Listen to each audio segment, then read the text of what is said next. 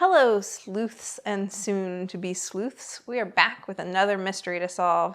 I'm currently reading The Maid by Nita Prose. It's not by Agatha Christie, but it's a new book, and I think it's going to be solvable because it said it was a closed room mystery like Agatha Christie, so I thought it'd be fun to just divert our path for a moment, enjoy this stop, and then get back to Agatha Christie and see what else she has in her multitude of books. So you probably don't know that we started a Patreon subscription. It's $1 a month. That's only $12 a year, and you get all kinds of funny stuff like bloopers and director's cuts of our videos.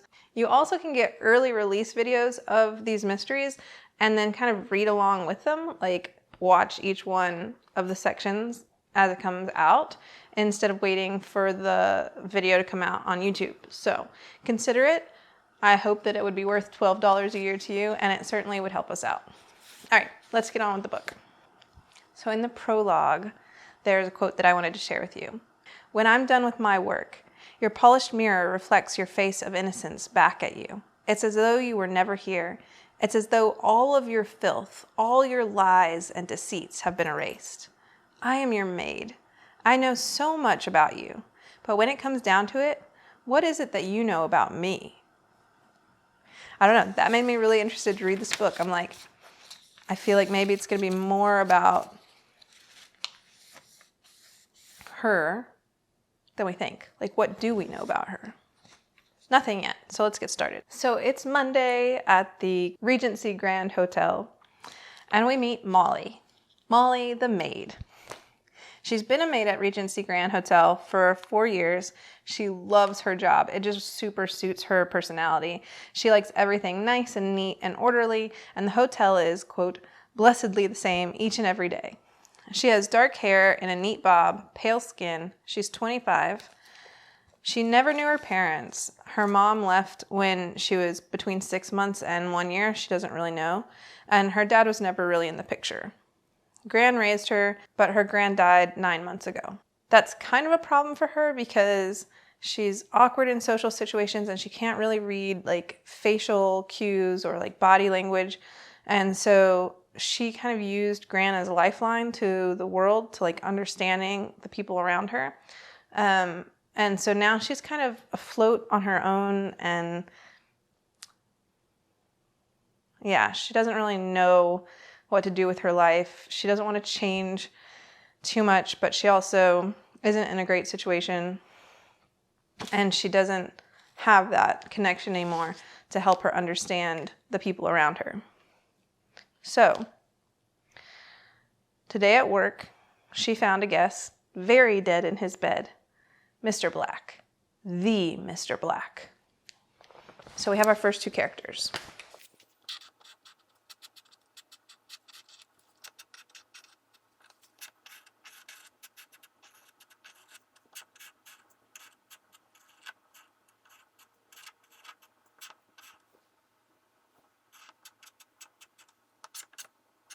Mr. Black. The Mr. Black.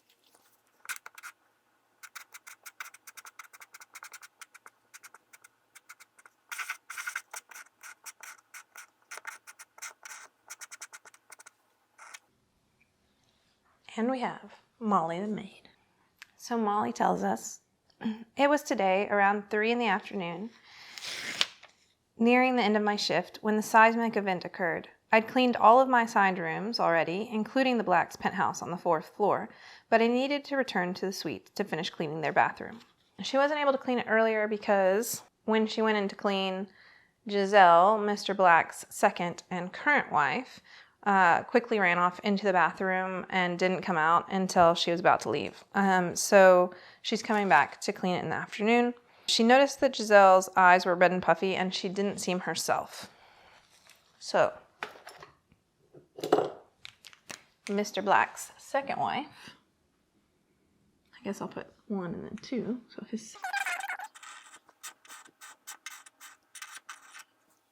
So Mr. Black is a real estate tycoon. He owns a quarter of the city, but he doesn't own the Regency Grand. Mr. Snow, the hotel manager, once told her, punctuated with a funny little sniff. Molly's fond of Gisele because she tells me things plainly and she uses her words.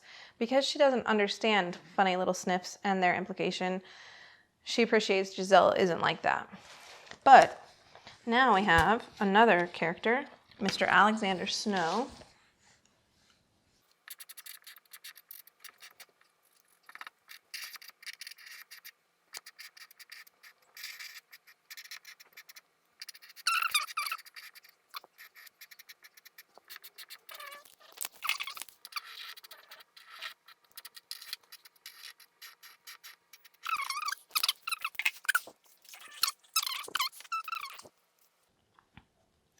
When Molly entered their suite around 3 in the afternoon, she says, I surveyed their sitting room. It was not as I'd left it a few hours earlier, neat and clean. The curtains had been drawn against the impressive floor-to-ceiling windows overlooking the street below, and there were several small mini-bar bottles of scotch knocked over on the glass table, a tumbler beside it half empty, an unsmoked cigar beside that, a crumpled napkin on the floor, and a divot on the divan where the drinker's bottom had left its mark. Gisele's yellow purse was no longer where I'd seen it in the morning, on the bureau by the entrance, which meant she was traversing the town. A maid's work is never done, I thought to myself. She decided she needed to check the rest of the suite to determine if she was going to have to clean the whole place again. I headed to the bedroom at the back of the suite. The door was open, and one of the hotel's plush white bathrobes was strewn on the floor just outside the threshold. From my vantage point, I could see the bedroom closet, with one door still open, exactly as I'd left it in the morning, because the safe inside was also open and was preventing the closet door from closing properly. Some of the safe's contents were still intact. I could see that much immediately. But the objects that had caused me some consternation in the morning were notably missing. In some ways, this was a relief. And only then did I see him. Mr. Black. He was wearing the same double-breasted suit he had on earlier when he bowled me over in the hallway, only the paper in his breast pocket was gone. He was lying down flat on his back on the bed. The bed was creased and disheveled as though he'd tossed and turned a lot before settling on his back. His head was resting on one pillow, not two, and the other 2 pillows were askew beside him. I'd have to locate the mandatory 4th pillow, which I most certainly put on the bed this morning when I made it, because the devil is, as they say, in the details. Mr. Black's shoes were off on the other side of the room. I remember that distinctly because one shoe pointed south and the other east, and immediately I knew it was my professional duty to point both shoes in the same direction and smooth out the nasty tangle of laces before I left the room. She says he appeared gray, puffy, and unwell, and there were strange little marks around his eyes, like red and purple pinpricks. On the bedside table to the left of Mr. Black was an open bottle of medication, a bottle I recognized as Gisele's. Various small blue pills had cascaded out of the bottle, some landing on the bedside table and others on the floor. A couple of pills had been trampled, reduced to a fine powder that was now ground into the carpet. So she's given us a lot of details there about the scene of the crime, and I think we're going to need to be able to refer back to this later. I'm not going to write it up on the board because I have a 7-year-old who reads really well and who's very sensitive to scary things, so I don't think I need to write all that up there. Plus, I don't think y'all could see it anyway. So we'll just come back to, I'll be like, rewind and remind you when it comes up again, okay? The police arrive then about 13 minutes after she calls for help. Okay, let's have a little talk for a minute. I'm enjoying the book so far, but I'm a little confused about this. I don't know if it's going to come up later as like she was in shock and it, she wasn't making sense, or if this is just some sort of horrible editorial mistake. But if you recall, at the beginning of the day, she said that she found the dead body at 3 p.m. at the end of her shift when she had already cleaned all her rooms and she was headed back to clean this bathroom again. That was a direct quote earlier. And then here it says, after the police have come and she has gone into Mr. Snow's office to wait, she says, I must say, I'm concerned to be running so behind on my room cleaning quota, not to mention on my tip collection. Usually by this time in my workday, I'd have cleaned at least a full floor of rooms, but not today. I worry what the other maids will think and if they'll have to pick up the slack. So much time has passed and Mr. Snow still hasn't come to fetch me. I'm not sure if there were like 2 versions and they went back and changed part of it and then it like slipped through editors. There's also 2 times that she's recounting this morning, and in one of them she says that she cleaned half the 4th floor, and then she went and did some other stuff, and then went to the 2nd floor, and it doesn't make sense, like, when did she finish all of her work? So I'm wondering if that wasn't when they had, I didn't need all this stuff. That's fine. I don't know if I'm missing something or if it's just an editorial mistake, but that seems like a big one to pass. Back to the story. While she's in Mr. Snow's office, she starts to replay her day for us little by little, starting from the very beginning. And I think, again, we're going to be able to glean some clues from here eventually. So the first thing she does is come in through the front entrance of the hotel, even though she's supposed to use the employee's back entrance. She says this is a rule that she loves to break. She greets Mr. Preston, who is the portly doorman.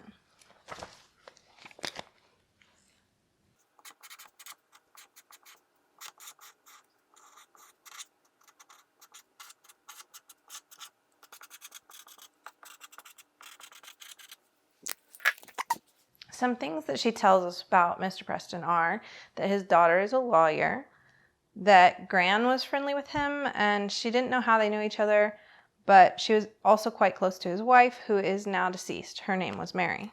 She says, I like Mr. Preston because he inspires people to behave properly. If you're the doorman at a fine, upstanding hotel, you see a lot of things, like the young and beautiful Mrs. Black, the second Mrs. Black, exiting the hotel in a rush, mascara running down her tear-stained cheeks. Of course, we don't know what time of day that was, and I think that'll play into it later. Hopefully we'll find out. He's been widowed for over 10 years, but he's still devoted to his wife, and Molly says he's not a cheater. She's very adamant about that, and that's one thing that she really appreciates about him, because Molly detests cheaters. They deserve to be thrown in quicksand and to suffocate in filth. I mean, don't be dramatic, Molly. Seems like we've got a lot to unpack here. After she talks with Mr. P, she heads down to housekeeping, puts on her fresh uniform, and collects her trolley. Of course, it hasn't been replenished because her supervisor, Cheryl, was the one on shift last night, and Cheryl loves to cut corners.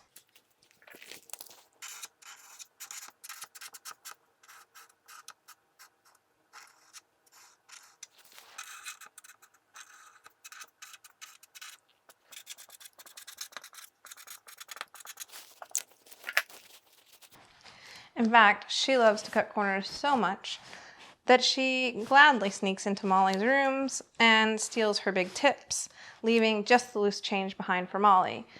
Molly hasn't caught her red-handed, but she has caught her several times as she was about to enter a room with a flimsy excuse to go in, and of course, she also keeps noticing that she doesn't have tips. She'd already done this, at least on the 2nd floor, on the day of the murder. After she restocks her trolley, she heads to the kitchen to see Juan Manuel. She gives him the key card to room 308.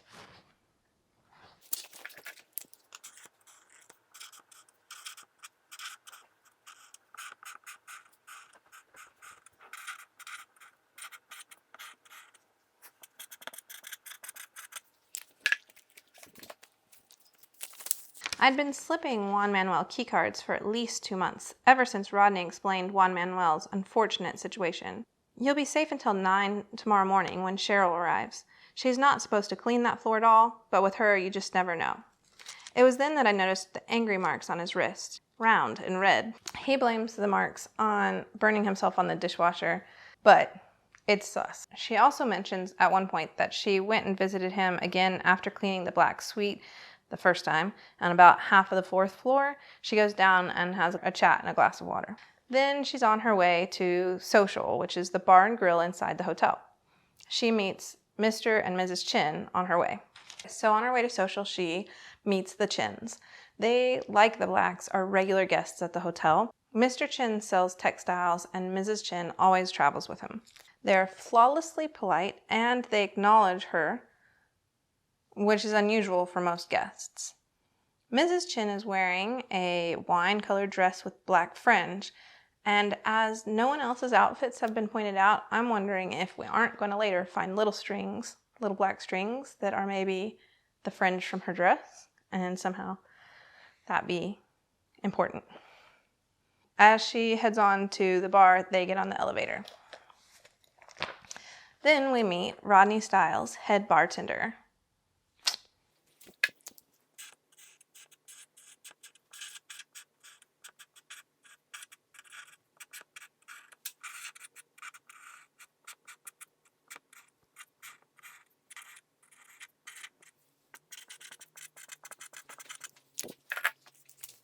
It's clear right away that Molly has a huge crush on Rodney. She mentions he has a small round scar on his sternum. He's wearing a Rolex. Molly thinks that Mr. Snow has recognized Rodney's superior abilities as a bartender and pays him more than a usual bartender's salary. I think, is it a fake or is he on the take? My guess is he's on the take and it's going to have something to do with Mr. Black.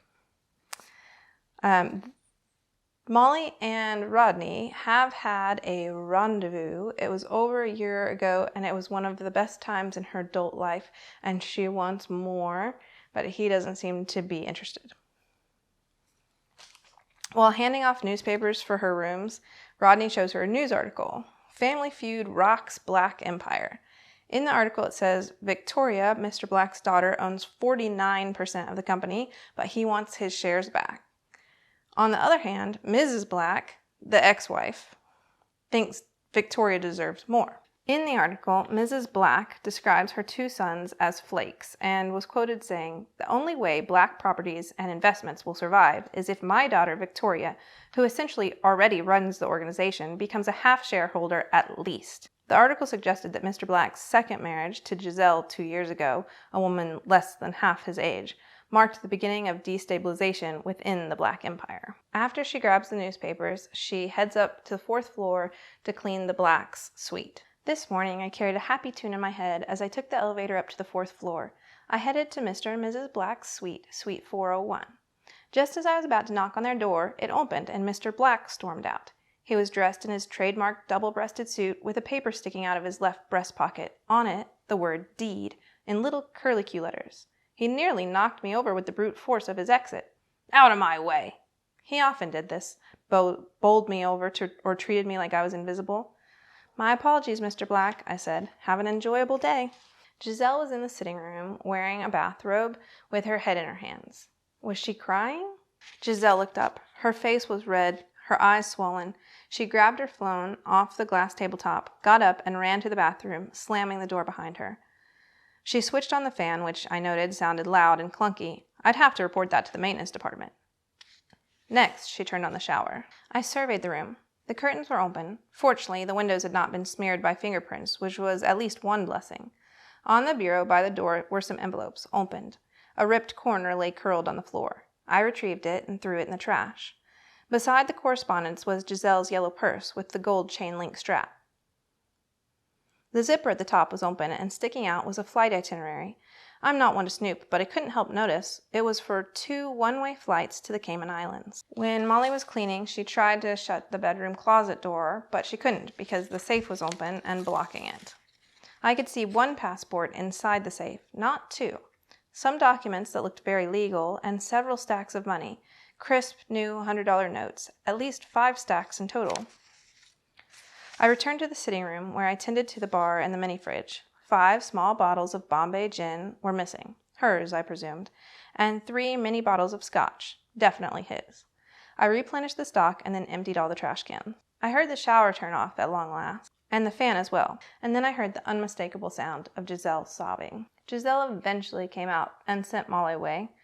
She continued cleaning the 4th room floors, catching Cheryl about to go into the Chin's room, presumably to steal her tips. At this point in her recounting of the day, she's interrupted by Mr. Snow and Detective Stark, who's described as female, large, and imposing.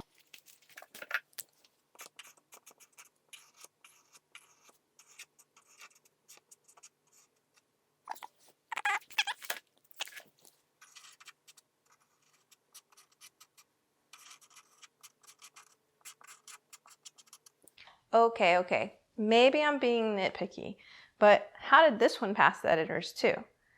Her voice of Detective Stark is not without warmth, I don't think.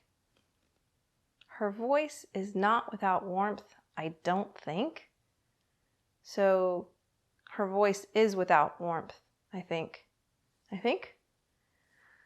But is this a character thing where she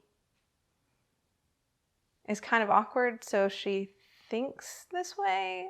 Because who would think this negative thing? I don't think.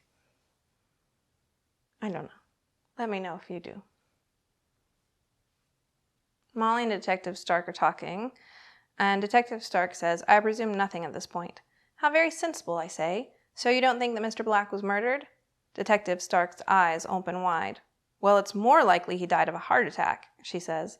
"There's petegeal hemorrhaging around his eyes, consistent with cardiac arrest." "Petegeal hemorrhaging?" Mr. Snow asks. "Tiny bruises around the eyes. Happens during a heart attack, but it can also mean other things.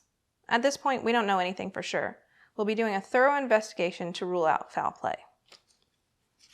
So there was petegeal hemorrhaging. The detective then goes on to ask her some questions, and Molly says, "I consider what it is the detective really wants to know and what I'm prepared to divulge." "Detective," I say, the black suite was in its usual state of disarray when I entered this afternoon. There wasn't much out of the ordinary except the pills on the bedside table." I offer this up on purpose because it's a detail that even the most nitwitted investigator would have noticed at the scene. What I don't want to discuss are the other things. The robe on the floor, the safe being open, the missing money, the flight itinerary, Giselle's purse being gone the second time I went into the room, and what I saw in that mirror in Mr. Black's bedroom. I've watched enough murder mysteries to know who the prime suspects tend to be. Wives often top the list, and the last thing I want is to cast any doubt on Gisele. She's blameless in all of this, and she's my friend. I'm worried for her. Molly goes on to tell us that Gisele takes these pills to calm down when she freaks out. Thus begins Molly's reverie regarding her unlikely friendship with Gisele. "Guests rarely ask my name." "Molly," I mumbled, then curtsied. "Molly the maid," she roared. "That's hilarious." "Indeed, madam," I replied, looking down at my shoes.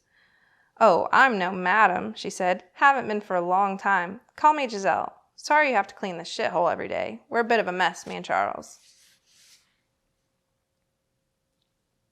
That kind of sounds like she used to be a call girl, right?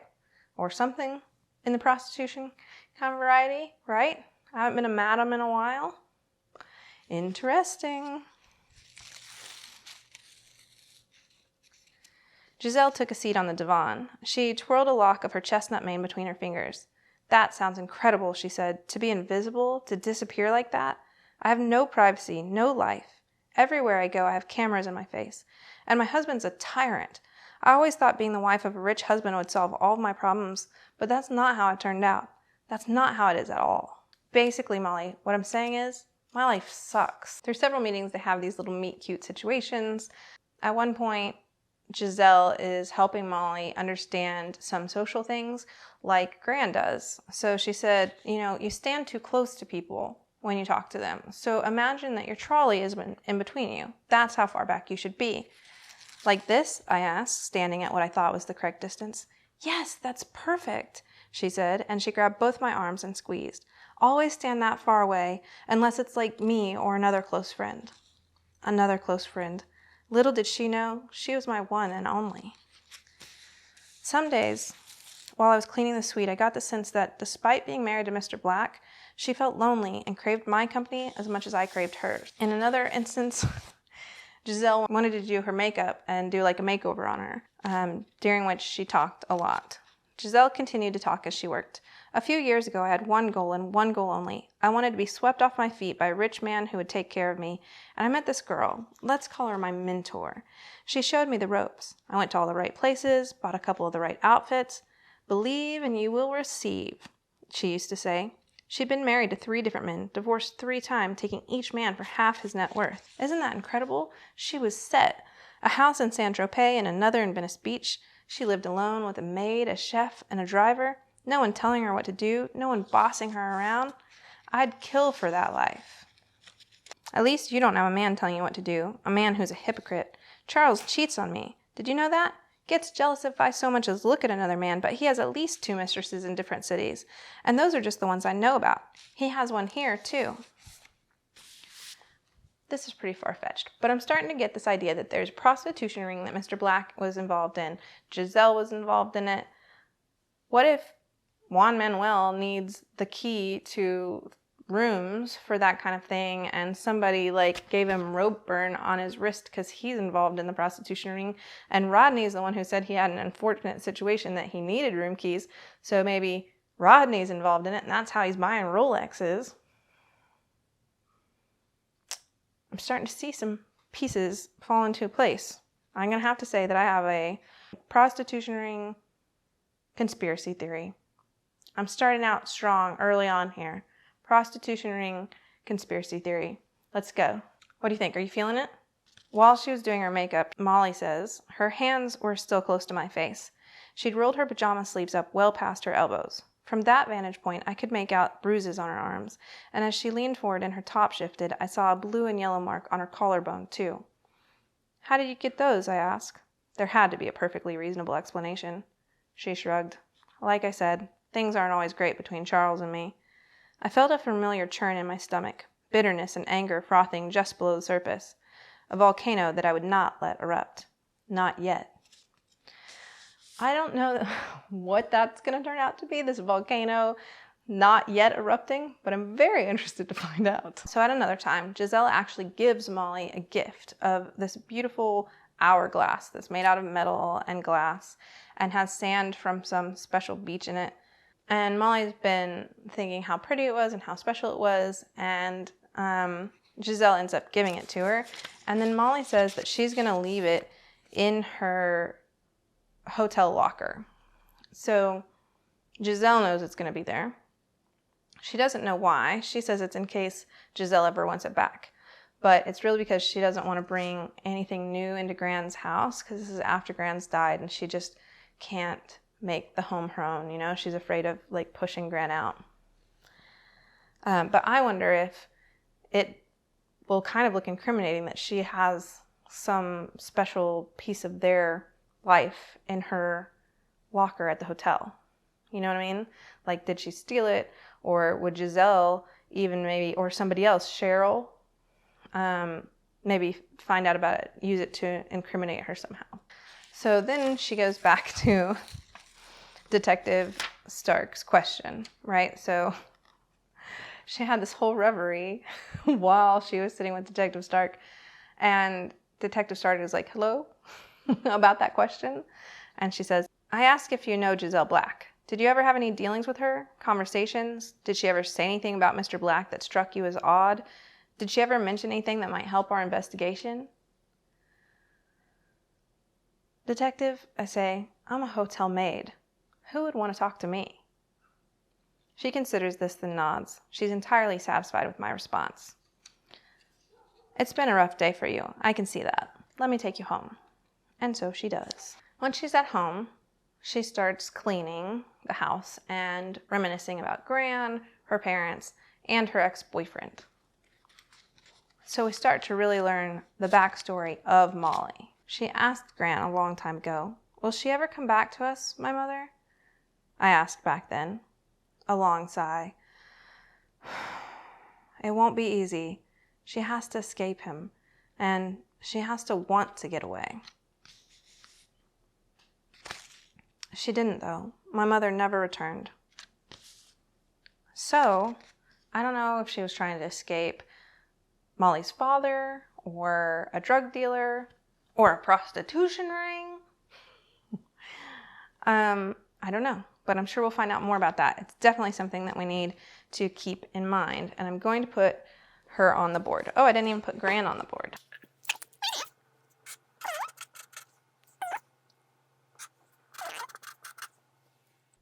I'm not going to put her father there because he's not part of the picture. Like, they don't know. I mean, I don't even think Gran knows who the father is.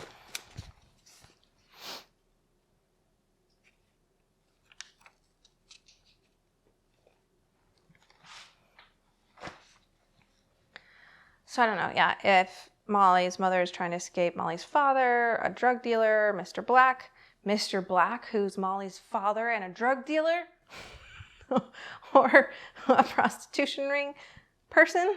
I don't even know what you call that. A mastermind criminal. I don't know. Gran says she can't blame Molly's mother because Lord knows she's made mistakes too. In fact, that's how she got Molly's mother. Then she starts thinking about how Gran helped her get her job. She pushed me forward. I was greeted by Mr. Preston, her doorman friend. "It's a pleasure to meet you," he said, bowing slightly and tipping his hat. He looked at Gran in a funny way that I couldn't quite comprehend. "It's been a while, Flora," he said. "It's good to see you again." "It's good to see you too," Gran replied. Yeah. I mean, there's just a little bit of subtext here, but is Mr. Preston Molly's grandfather? Molly is so proud of him and made such a, was so vehement about him not being a cheater because he's still so in love with his, late wife. And Gran was his late wife's dear friend, but let's not pretend that doesn't happen sometimes. Is Molly Mr. Preston's granddaughter? So obviously she's not thinking of that, but that's what I'm thinking. I definitely think there's going to be something to do with that relationship, and it's possible that that's all worked into this prostitution ring conspiracy theory too. Think on it. Let's think on it. Then we learn that the only boyfriend Molly's ever had is Wilbur. They met at a community college when she was starting to look into hotel management programs there because Gran had socked away all this money, this little nest egg for her to be able to pay for her college. And so she was going to better herself. And this was Gran's life's work. But after they started dating, he saw her put in her PIN number one time, and then shortly thereafter, her ATM card went missing, and she also noticed she couldn't get a hold of him, and when she went to deposit money the next time, she found out every cent they had saved was gone. Just no money. No money for rent, no money for college, none of it. Gran had saved not only enough to completely pay for 2 years of college, but also to help her cover rent for 2 years so that she could work part-time and go to college and still pay rent after Gran died. That must have been quite a bit of money, and it's completely gone. And it's not long before Gran dies. She's already doing badly. She's dying of cancer. So Molly doesn't even mention it to her. But it's really put Molly in a difficult place now. So not only is she not going to be able to go to college, but she's struggling to pay her rent at this place with only one paycheck. No wonder she describes Wilbur as a heartbreaker and a liar and a cheat. As Monday draws to a close, Mr. Snow calls, but not to check up on her and see how she's doing and ask if she's going to be okay after a traumatic day. No, he calls to ask her to work because that is how businesses are these days. "Molly, I realize it's been a very trying day for you. It's been hard on many of us, especially Mrs. Black. News has been spreading about Mr. Black's demise. As you can imagine, the entire staff is very upset and disturbed." "Yes, I can imagine," I say. "I realize that tomorrow is your one day off in weeks and that you went through a lot today, but it seems that Cheryl has taken the news of Mr. Black's death quite badly. She says the experience has caused her extreme trauma, so she won't be coming in tomorrow." "But she wasn't the one to find him dead," I say. "Everyone reacts to stress in different ways, I suppose," he replies. Okay. So Cheryl's known to be lazy. She loves to cut corners and to cheat. So is she just taking advantage of this as a way to get a day off? Or was she involved and she doesn't want to be around the scene of crime where there are police, where she might be asked questions, where she might give out some kind of clue? Was she involved in the prostitution ring and she's just trying to escape and this is her chance? Or what? So I'd say that's about the first quarter of the book. Let me wrap up my thoughts on it. Okay. I'm wondering, is Mr. Black part of a prostitution ring or, I don't know, human trafficking or something, some horrible bad business. Maybe even the Chins are involved. They travel a lot. She's always with them. I don't know. Or maybe they find out about it and they think that it's horrible and they stop it. I'm not sure. But I think Mr. Black was involved in some kind of thing like that. I'm thinking prostitution. That's my conspiracy theory. Were Molly's parents involved somehow? What about Cheryl and Juan Manuel now and Rodney? Did Mr. Preston recently find out what happened to his daughter and do something about it? And if he did, and Molly finds out, would she tell on him? And would it matter if she'd realized that he was her grandfather?